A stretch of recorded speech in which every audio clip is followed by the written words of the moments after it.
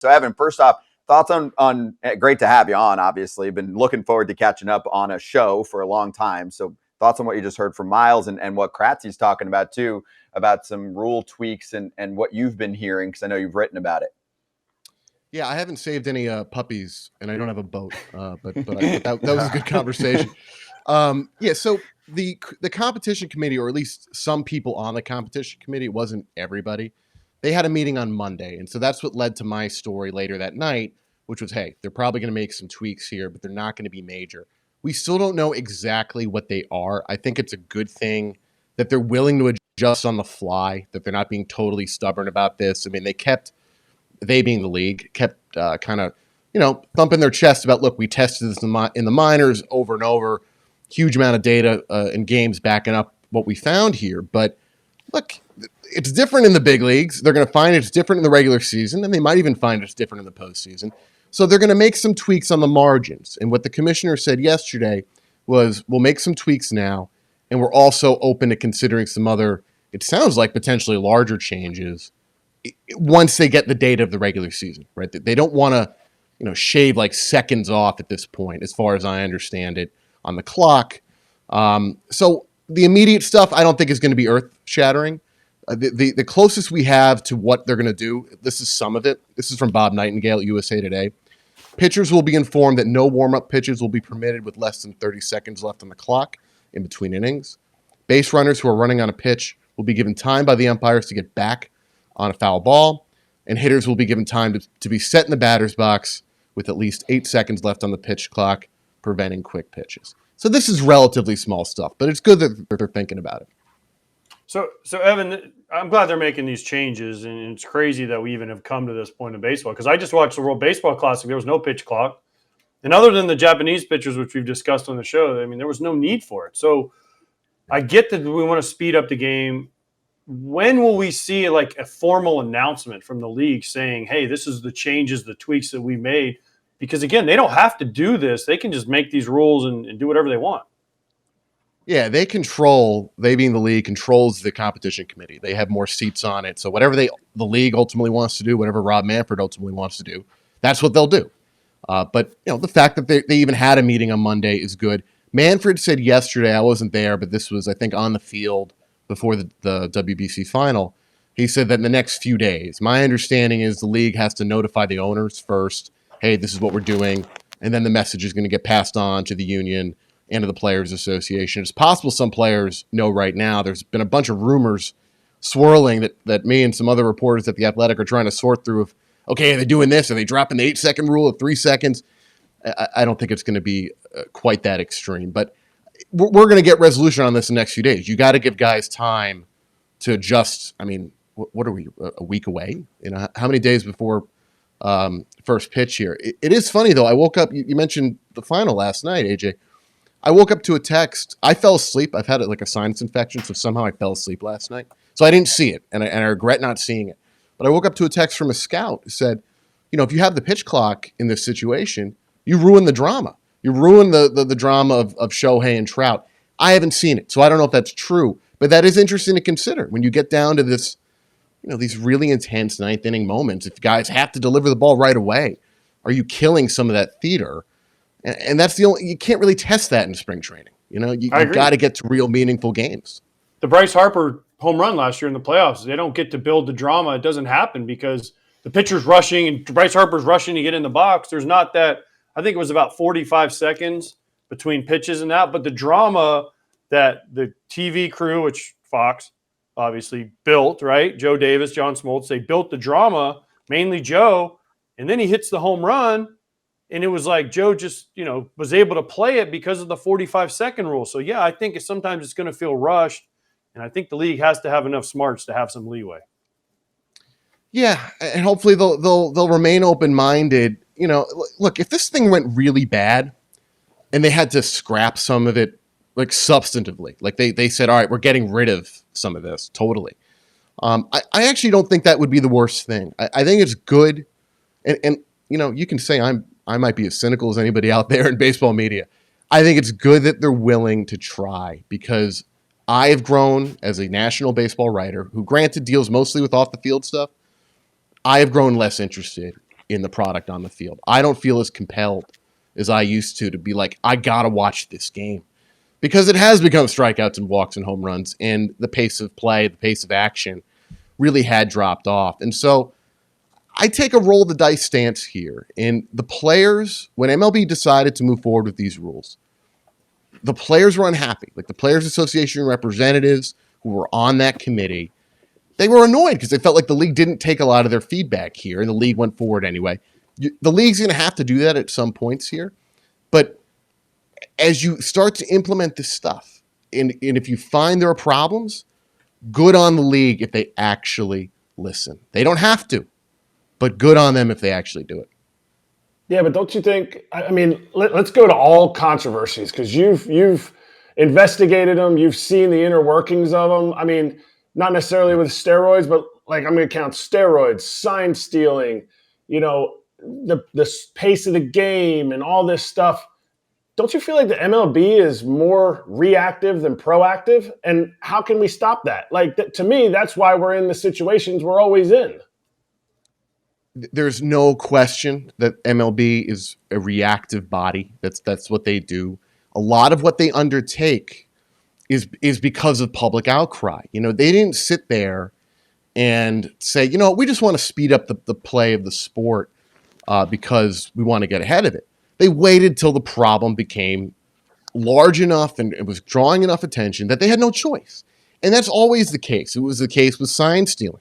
There was plenty of rumors, 2017, 2018, that teams were doing some stuff they shouldn't have been.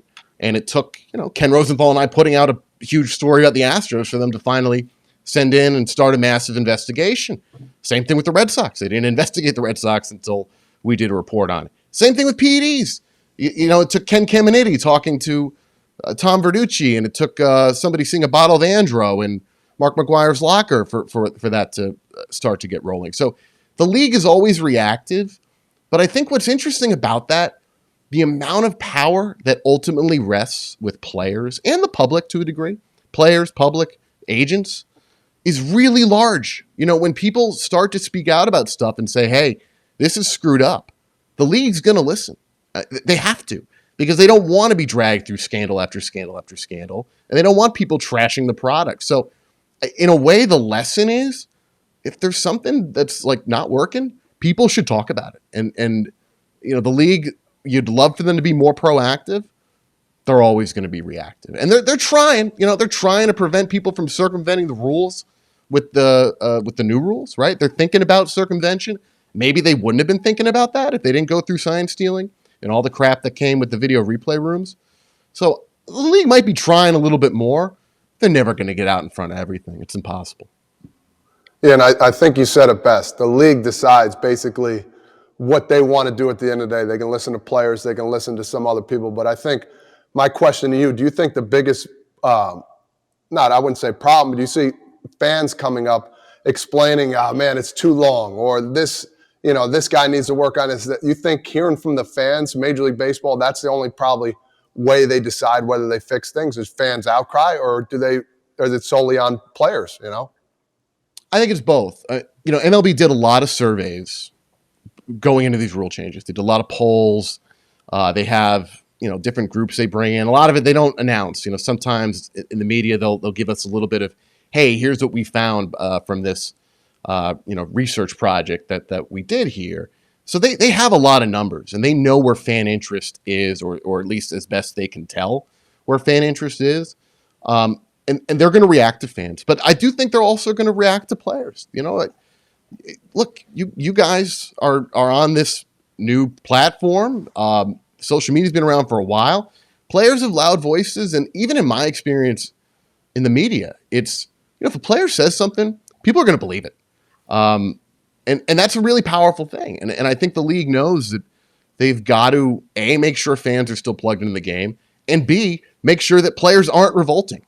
If you get to a rule change where you got players constantly bashing the league's decision-making and the commissioner, this might surprise people. The commissioner likes having his job. He likes the pay. He likes the perks. He wants to be the leader of baseball. You can't have people trashing you left and right. And so there's a lot of incentive for Rob Manfred and the commissioner's office to keep players and fans both happy. And I bet they're going to try to do that with the rules. They have to.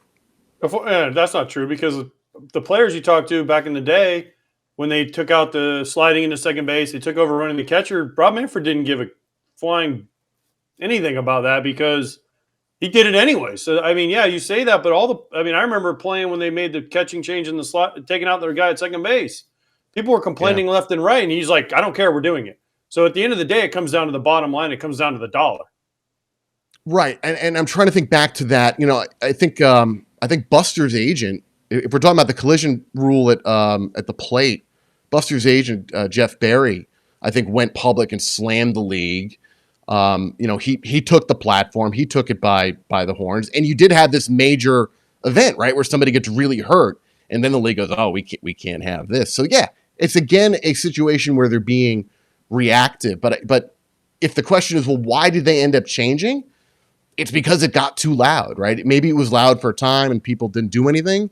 If I'm remembering this right, AJ, that then eventually it got to a point where we got to do something. We got to shut people up, and we got to protect our guys. Well, San Francisco was complaining, but I mean, I got run over plenty of times at home plate, and I did it properly and bounced right back up. So I guess it all comes down to who complains, and if they have an MVP on their trophy case behind them, I mean, or their agent. I mean, it just seems like.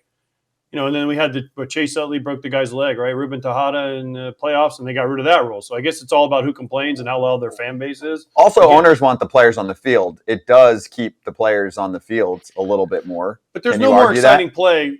I mean, well, if you look back and, you go back on YouTube and you go back and you see like Hal McRae tackling dudes at second base and then getting into a fight, like that's exciting. I mean, running over the catcher. So are fights in hockey, but they've limited those too. So AJ, you don't like that rule now? 10 years later, you don't like the protecting the catcher rule? I'm curious. Hell no. Let's go. Okay. Bring it on, big boy. Evan, let's go. You're coming down third. I'm standing there. I'm catching the ball. Let's go. Let's see what we got. I can't run fast enough anymore. That's okay. That's okay. You don't got to run fast. You just got to lower the shoulder and get them. But I was on that committee, and I was on the collision committee, and there was plenty of collisions, and it is definitely, to me, it's a cross-section, and I want to get into your book, but to me, it's a cross-section of how, like, they're okay with saving Yadier Molina because he had a concussion that year from a collision with Harrison, and Buster Posey, and I get that. But there was guys on the committee, and I was one of them, who wasn't that superstar. And to me, if you save the superstars, yes, there's something in that. But if you raise the level of everybody in the league, and that gave me an advantage that I can't hit as well as Buster Posey or Yadier Molina. I don't play as much as they do, but I'll stand in the way of home plate to keep a run off the board. And there's value there. And I think when you decrease the value of everybody, you decrease even some of the superstars' value or the game's value in my sense.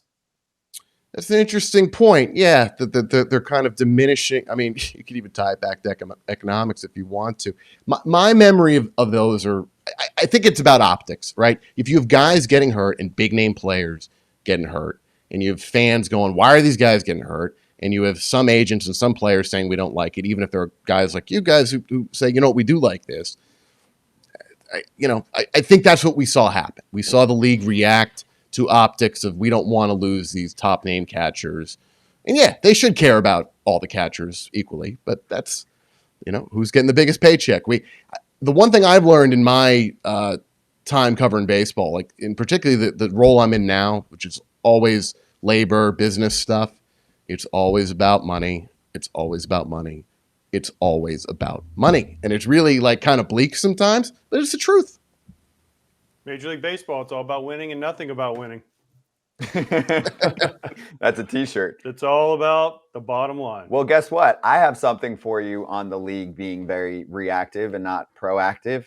It's called your book and the story you broke in 2019, and then extrapolating that out to the entire story of the drama of the Houston Astros over a long period of time that actually even continued through the World Series, which I remember with MLB at the time, I'm looking around, I'm like, the GM is about to either like leave or get fired, and this team's going to win the World Series. I was like getting a lot of insight on what's going on there. Anyway, it's called Winning Fixes Everything. How baseball's brightest minds created sports' biggest mess. Super cool logo of a dissolving baseball. So first off, congratulations on the book. Second, where should we get it? Like, there's multiple places to get it. I was going to order it last night, and I was like, no, I want to wait. You know, like some sites are better than others. So like one spot that I should go to get it, and then let's get into the actual book. Get it wherever it's convenient for you. I mean, you know, Barnes & Noble has it. Amazon has it. Your local independent bookshop, we like to support those. They probably have it, or they can order it for you and have it shipped. So get it wherever it's convenient. And, you know, it's really like it is about the Astros sign stealing and sign stealing in the sport in general. And how did we get there? It's a much larger story. It's really 10 years of the Astros management culture and everything that kind of comes after Moneyball. You know, what did Moneyball bring into the sport? It brought in a lot of smart stuff, a lot of forward thinking, but it also created a lot of problems in how players are treated, how staff were treated. You know, it's really a deep look at how a baseball front office operated in the last decade, from arbitration to where they were trying to find an edge with analytics and their R&D models. And it's the story of the Astros is much crazier than just sign stealing. And it was really eye-opening as I went through it. I hope you guys do pick it up because I bought it. I bought it today, Evan. As soon as I saw it, I bought it on Amazon. Scott, I should have ordered two. And by the time we have next time on, I want to read this because it's fascinating. I guarantee you, Evan will come back. He's a good man. He will come back to go over the breakdown of it. So Amazon. Yeah, Evan, sure. I'm with you. I'll Amazon it right now. That's why I asked. I'm with you. It comes right to the house. Frage, get after it, man. Evan, I can't wait to read it because honestly, I was part of it. You know, I played with. Yeah, you guys live this. All you guys live this. Live this, and I'm sure there's other details and good stuff in there. And it's just amazing to me how this all unfolded. To be honest, from banging on a garbage can to you know, seeing stuff in center field and what have you.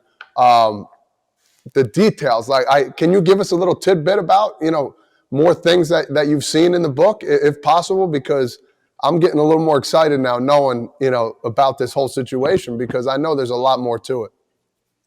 Yeah, you know, we traced the sign stealing back to the start, right? And as best I can tell, maybe you guys have different information. It really was the veteran contending teams. They figured out once the video replay stuff starts, hey, we can use our video rooms. I mean, they're right here. They're right next to the dugout. MLB gave us these rooms. Well, you know, we got the feed on the catcher. Let's just get the signs. So you get those out to the guys on second base. And it's interesting to trace the spread of it. You know, it goes from the Yankees to the Red Sox. Carlos Beltran ends up on the Astros. Well, Beltran had been with the Yankees. He also been with the Rangers. You know, and it starts to grow. And then you have this upsmanship that happens where particularly the Astros, they're like, we want to take this to the next level. This isn't good enough the way we're doing it.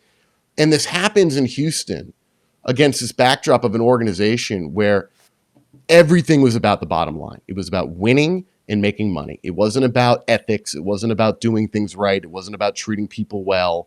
None of that, right? And so when you get to this point where you have this cheating scheme starting to roll in Houston, I don't think there was an organization worse prepared to stop cheating than the Astros. The communication in that organization, the trust that existed between the players in the front office, between A.J. Hinch and his bench coach, Alex Cora, between A.J. Hinch and Jeff Luhnow, the general manager, it was a mess. They were winning so many games, but it was a mess. And it's really hard to reconcile that, right? Like, how can this really good team on the field have so many problems behind the scenes?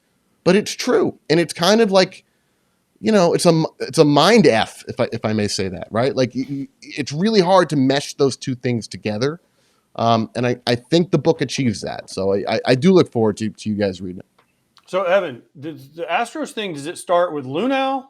He got fired. Hinch got fired and suspended. Alex Cora got suspended.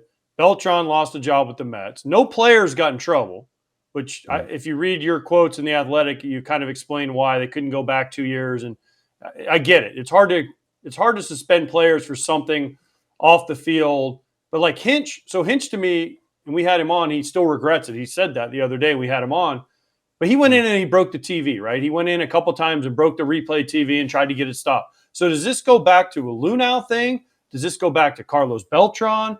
I mean, I know Hinch didn't do enough to start it. Alex Cora obviously was involved. Like, who's the main culprit here? And the fact that the Astros, like you said, had no communication and they still won the World Series. Right. Yeah, it's really hard to single out people, okay? In terms of who actually starts the scheme. Well, Beltran and Cora were ringleaders of, all right, we're going to take this to the next level. We're going to get that camera in center field. We're going to have the monitor near the dugout. But you go back to the previous season, there was a guy who at that point was either an intern or kind of low-level staffer who had created this spreadsheet that could help them decode some signs. So, you put it, it was really basic stuff. This is what was called Code Breaker. It sounded much more advanced than it was. And he did this at the behest of Alex Bregman, and some players wanted more of this information. And then the scheme starts to unfold in 17. Well, AJ doesn't stop it. He does try to do these. He does break the monitors, but he never has the in front of the entire team. We are not doing this anymore, and I think that's his biggest regret, and it should be, frankly. Luno never talked to the team about, hey, we know we're in this environment where there could be incentive to do this, to keep up, to cheat. It was never on their radar, right? And so you have all these factors coming together: bad communication, no discussion in advance of like, hey, let's make sure we follow the rules. Players wanting to get an edge, and players are always going to want to get an edge, right? So, at the end of the day, the Bucks got to stop with management, right? It's got to go up the chain, and the responsibility falls to a lot of different people, but the culture the Astros had in place. I mean, just for a quick example, the Astros in 2017, nobody knew this at the time, wasn't even written about in the other book about the Astros. They brought in McKinsey & Company, this outside management consulting firm, to evaluate baseball operations, right? McKinsey normally deals with business functions. They deal with ticket sales if they're doing a sports team. They don't look at how do you run your scouting department. And this actually happened, they sat down with AJ Hinch. They sat down with players. They sat down with coaches. And they did a whole mapping of, hey, is AJ making good decisions, right? You have Jeff Luhnow dropping in a consulting firm on top of your manager in the middle of this season. Do you think that's going to create trust between the manager and the general manager? Do you think that's going to help in a moment where your team is starting to cheat and AJ is going to be like, you know what? Let me go to Jeff. I think he'll be by my side on this one, right? The whole thing was chaotic and pitting people against each other. And when you have that environment, no one's going to step up and do the right thing and make sure this thing gets squashed. That's not going to happen.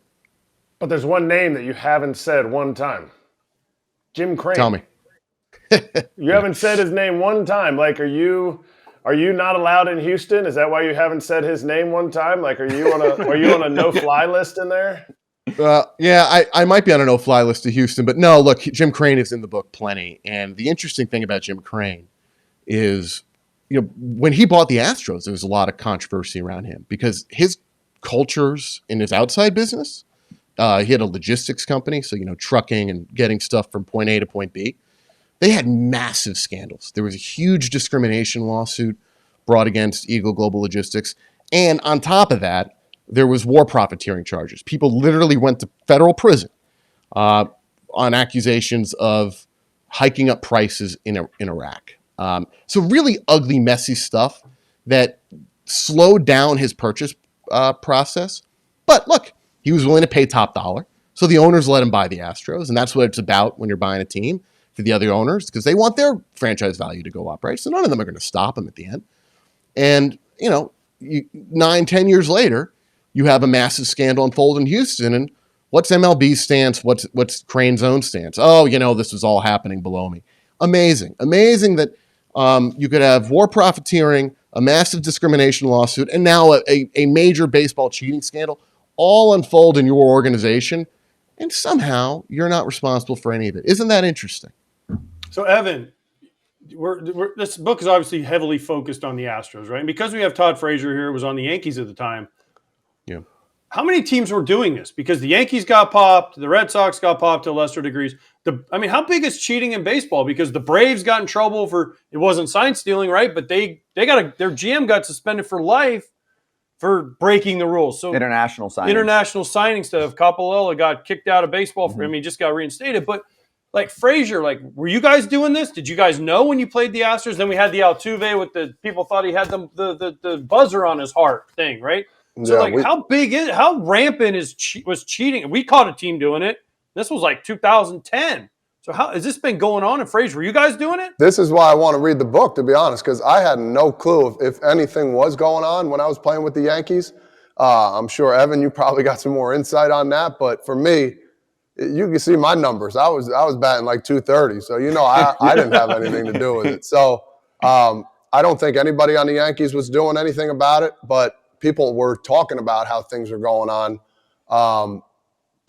And I didn't see anything with the Astros. That's the problem. Like, I wasn't gonna. Who's gonna play a position and listen for something to be banged, a garbage can to be banged, or somebody wearing a mic? Because I wore a mic a lot during games. You know what I mean? So I've been mic'd up before. So if I did see somebody mic'd up, I'm like, oh man, that's probably just for TV. So they could have got away with that, Evan. You know what I'm saying? Yeah, and so when we talk about were other teams doing it unfortunately requires some nuance, right? Because what we've found, what MLB's found, right? The Red Sox got punished, Yankees got punished, beyond the Astros, is that there were multiple veteran teams using the video room, right? You would decode signs in the video room. Guys would go in the video room. Staff members might be in there. And then somebody would probably just walk it out to the dugout, right? Okay, it's whatever, second sign right now. And, if a guy gets on second base, he knows what it is. And so that's really what we know was going on around in some teams. People like to say everybody was doing it. There isn't evidence for that. I don't think everybody was doing it. I think veteran contending teams in that 16, 17, 18, probably 19 period were using that video room scheme. I have the Dodgers doing that in my book. That's new in the book. And, we've reported on the Red Sox, Astros, and Yankees. What's different, and I'm curious if you guys agree this is different, right? Most people in baseball agree that the Astros took it to a different level. You got rid of that runner on second base entirely. You didn't need him. You did the whole thing off the field. Didn't matter if you had somebody on base or not. You saw the catcher sign on that video screen in the tunnel right behind the dugout, and then you banged on a garbage can to let them know what was coming, right? And you didn't need somebody on base. I think most people look at that as more egregious. There has not been any confirmation. Like, there's plenty of finger pointing. People going, I think these guys are doing X, Y, Z. But there's never been kind of proof that, yes, somebody was doing that, right? The video room scheme, yeah, that was a few teams at least. We don't even need a runner on second base, and we're going to do this directly on any pitch. That's Houston alone, as far as we know. So Evan, does Mike Fiers and Danny Farquhar, do they get royalties from your book? Because those are the two guys that kind of like sold the Astros out. Like Mike Fiers obviously sold his old teammates out, and Farquhar, when he was with the White Sox, was kind of the guy that was like, every time I throw an off speed, I hear banging from their dugout, and that was like the famous Twitter video, right? So, do they get royalties from your book? No. So it's a good question actually, because I for the last 3 years, so Ken and I break the story, right? Ken Rosenthal and I. And, we keep following up on it, but I didn't do a lot of interviews and he didn't either. And the reason we didn't want a grandstand, we didn't want people or to even be accused of grandstanding, right? We wanted the reporting to stand for itself. And now the book's out. Now it's been some time. And obviously here I am willing to talk about it now. Mike Fiers, Ken called Mike Fiers 3 days before the story came out. The story came out November 12th. Ken called Fiers on November 9th. It's actually the same day that Ken called Farquhar. Both those names had been names that I had heard for a long time. The reporting for the original story, and then I guess you could say the book, it goes back well before November of 2019. I started reporting on this in October of 2018. And so I think a lot of people, because those guys were on the record in that original story, I think there's just this assumption, okay, they decided to talk, and that's why this story came out. Could it have been that way? Yeah. what was actually the case was that we had everything. Ken and I had the whole thing already when we called those guys, and we were thrilled to get people on the record. Like, doesn't matter what you're reporting on, you want people on the record. It could be something major, it could be something minor. But that story was coming out either way. We had all the facts. And I actually think the fact that we had all the facts helped us, right? Because it wasn't Ken calling up Mike and being like, hey, did you ever hear about the Astros cheating? It was, Mike, we are doing this story. Here's everything we know. What can you tell us? Are you comfortable going on the record?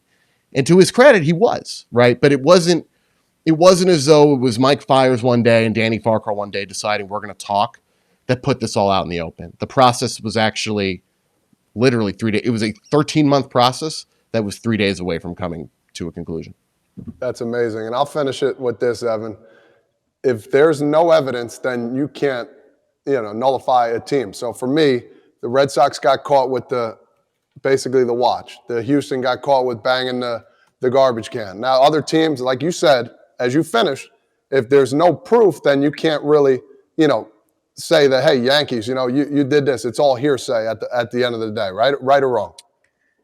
Well, we'll take this 2 points. In general, yeah. If you, Todd Frazier, right now, go, you know what? I think the Brewers, Reds, and whatever, not the Reds, you were on the Reds, but like if you just named 3 teams and said I think they were cheating, people would jump on that and go, oh, look, they were cheating.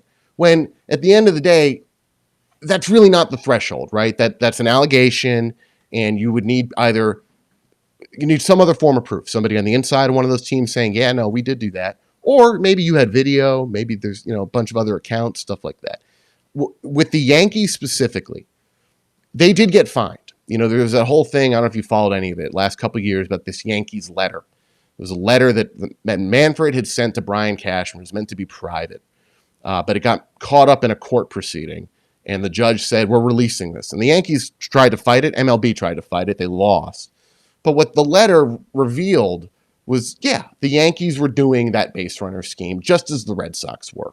In 15 and 16 was the years for the Yankees doing that. A lot of the Yankees at that point, and I think guys on other teams, they didn't think it was really wrong because they had access to the video room. It's like, well, what are we doing wrong? You gave us the video replay room. So why can't we look at the signs and get it to the dugout, right? And so this is before MLB had really started to crack down and drew that line in the sand in 17. So no, I'm not saying the Yankees of 2018, 2019 were doing something like the Astros. I don't have evidence of that. Nobody does that I'm aware of. But there's nuance there, right? It's nuance. What's an allegation? What's firm proof? Did the Yankees do something? Yeah, the Yankees did something in those earlier years, yes. Fascinating. And guess what? There's going to be a part 2 to this because we got to let Evan jump too. But the good news is, Evan, they're all going to educate even more, including me. We're going to read the book, and then we'd love to have you back one time in a couple weeks or something like that, or however long it takes us to get through a book. I don't know. How long can you get through? How long does it take? Well, I'm going to have it tomorrow because of Amazon. Yeah. I'll have it Thursday. How long's the book, Evan? It's pretty long. It's like 360 pages. Oh, but I'll have it done by Monday. Monday? Damn. I need a week. I need you got a an week. audio version? I have a job. There is an audio version. I need a month. Is there an audio version? Oh, I'm in for that too. Yeah. I didn't do it. So we had a professional read it. So. Read it. Well, you didn't read it? I read it. Me? No, I mean, you didn't read it. it. You didn't read it for the audio. No. No, I didn't. I thought about it, and look, there's enough crap for people to give me for like, hey, you suck. Why are you out to get the Astros or the Red Sox or the Yankees? I didn't want the last thing I wanted was one more set of tweets at me like, hey, Drellich, your voice bleeping sucks, right? Like I wanted to like give myself one buffer here, So yeah. Well, he's got a deep voice. It great voice. Yeah, it would have been great. So we'll do a remake like in a year. We'll reblast it out. Anyway, Evan, this was awesome. As expected, I knew this was going to be really fun with the guys. So we'll bring you on again for the post book report kind of topic to go through with you. Appreciate you, man. Anytime, guys. See you.